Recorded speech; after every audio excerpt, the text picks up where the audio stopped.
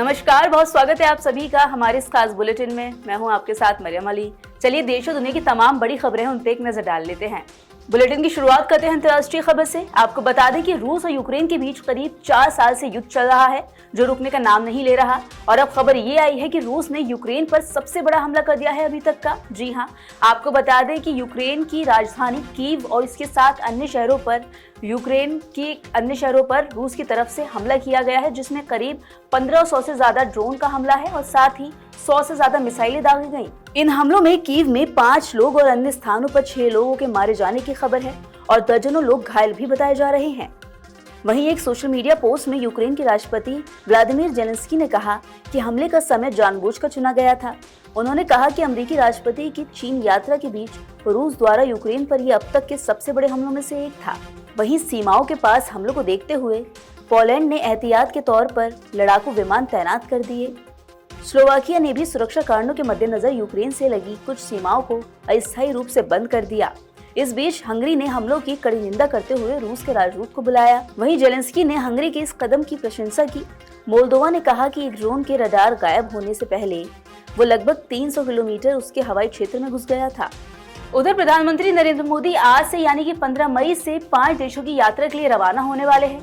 आपको बता दें कि ये जो मिडिल ईस्ट में वॉर चल रहा है, जो स्थिति बनी हुई है तनाव की, इसको लेकर जो पीएम मोदी का ये दौरा है, ये काफी मायनों में अहम बताया जा रहा है। इस विदेश दौरे में पीएम मोदी संयुक्त अरब अमीरात, नीदरलैंड, स्वीडन, नॉर्वे और इटली की यात्रा करने वाले हैं। पीएम के इन दौरों का उद्देश्य व्यापार, प्रौद्योगिकी, ऊर्जा, नवाचार और हरित विकास के क्षेत्र में भारत की रणनीतिक साझेदारी को मजबूत करना है। वहीं सूत्रों के मुताबिक अबुधाबी में पीएम मोदी और यूएई के राष्ट्रपति शेख मोहम्मद बिन जायद अल नहयान के बीच ऊर्जा सुरक्षा सबसे अहम मुद्दा रहेगा। दोनों देशों के बीच एलपीजी सप्लाई और रणनीतिक पेट्रोलियम भंडारण को लेकर महत्वपूर्ण समझौतों पर हस्ताक्षर हो सकते हैं। ये भी बताया जा रहा है कि इंडियन ऑयल कॉर्पोरेशन और अबुधाबी नेशनल ऑयल कंपनी के बीच एलपीजी सहयोग को लेकर रणनीतिक समझौता हो सकता है। इसके अलावा Indian strategic petroleum reserves limited और ADNOC के बीच तेल भंडारण को लेकर भी कोई फैसला हो सकता है। उधर विदेश मंत्रालय द्वारा जानकारी के मुताबिक पीएम मोदी का ये दौरा केवल ऊर्जा सहयोग तक सीमित नहीं रहेगा। दोनों देशों के बीच रणनीतिक, राजनीतिक, आर्थिक, सांस्कृतिक और लोगों के बीच संबंधों को और मजबूत करने पर बातचीत भी हो सकती है। वहीं नीट पेपर लीक मामले में एक और बड़ा अपडेट सामने आया है। आपको बता दें कि बीते 2 दिनों से सीबीआई इसकी जांच कर रही है। बीते दिन करीब 5 आरोपियों को गिरफ्तार किया गया था और आज 2 और आरोपितों को गिरफ्तार किया गया है, जिसके बाद ये टोटल 7 आरोपी पकड़े गए हैं। इनमें एक महाराष्ट्र के अलीनगर से है और दूसरा पुणे से। सीबीआई अभी तक 7 आरोपितों को गिरफ्तार कर चुकी है। 2 दिन की जांच में प्रश्न पत्र की मूल कॉपी पुणे से लीक होने की बात सामने आई, जिसे बाद में व्हाट्सएप के जरिए नासिक, जयपुर और गुरुग्राम तक वितरित किया गया। वहीं CBI national testing agency NTA के किसी अंदरूनी व्यक्ति की इस मामले में संभावित भूमिका की भी जांच कर रही है। जांच के सिलसिले में पिछले 24 घंटों में सीबीआई ने देश के 14 स्थानों पर छापे मारे। उधर दिन भर देश के कई हिस्सों में NTA को तत्काल भंग करने और केंद्रीय शिक्षा मंत्री धर्मेंद्र प्रधान को पद से हटाने की मांग को लेकर विरोध प्रदर्शन भी जारी है। वहीं कुछ दिन पहले पीएम मोदी ने देश में जनता से अपील की थी। उन्होंने कहा था कि पेट्रोल का कम इस्तेमाल करें। और अब आपको बता दें कि आज ये खबर सामने आई है कि देश भर में पेट्रोल और डीजल के दामों में बढ़ोतरी की गई है। जी हाँ, दिल्ली समेत और अन्य राज्यों में भी पेट्रोल डीजल महंगा हो गया। अब वो कितना महंगा हुआ है, ये जान लेते हैं। जनता की जेब पर अब महंगाई का और बोझ पड़ने वाला है, जैसा कि अंदेशा पिछले कुछ दिनों से लगाया जा रहा था।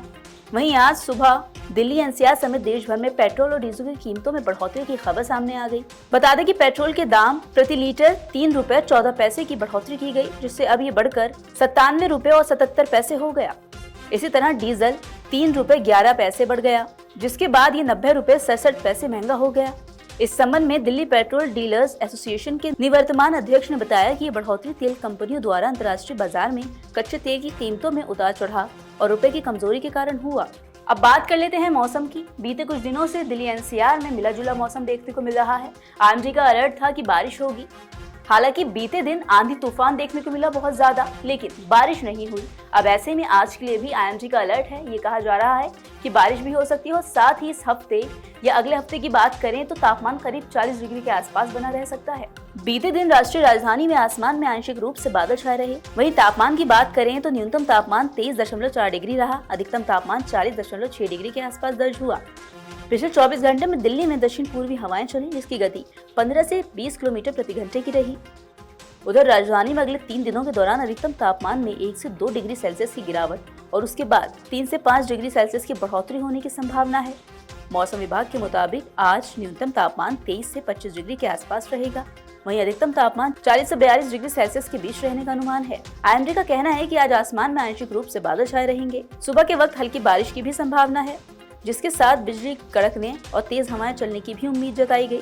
इस दौरान हवा की गति 30 से 40 किलोमीटर प्रति घंटे की रहने का अनुमान है, जो झोंकों के साथ बढ़कर 50 किलोमीटर प्रति घंटे तक पहुंच सकती है। तो ये थी तमाम जरूरी खबरें जो हमने आपको दिखाई। इन खबरों का अपडेट भी लगातार आप तक पहुंचता रहेगा, बस उसके लिए आपको जुड़े रहना होगा नवोदय टाइम्स पंजाब केसरी के साथ।